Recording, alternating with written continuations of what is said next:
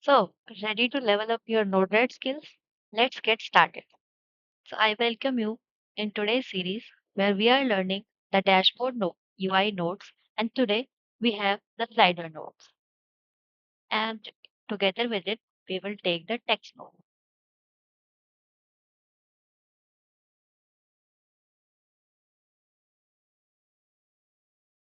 Now, quickly assign it a tab and a group that we have already learned. So, in this node, you can give a range that when you slide, the output goes within this range. So currently the range is 0 to 10 and the step is 1. So the increment will be done in the step of 1. So the output can be of two types, continuously while sliding or only on the release. So we'll take continuously while sliding. So let's name it something slider volume.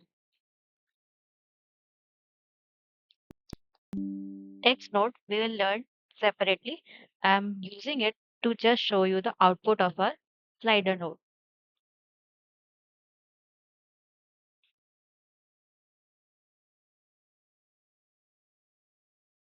Deploy and go to your dashboard.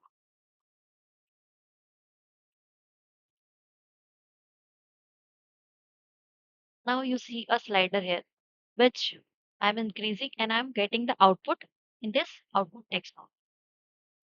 So it looks similar as our volume function in our phones, and it can work also the same way. It's just a visualization, but if you connect your hardware like PLC or any Arduino board with proper connections, then you can also program this, and this will be your user interface. So this is how powerful our notepad visualizations are. In this, you have also function of enabling and disabling the node. And also you can see that there is an input connection also. So if you pass a value to this, then it will come directly through. You need not to sometimes choose from the dashboard. You can directly also give from inject. So hope you understand it well. And that's it for today.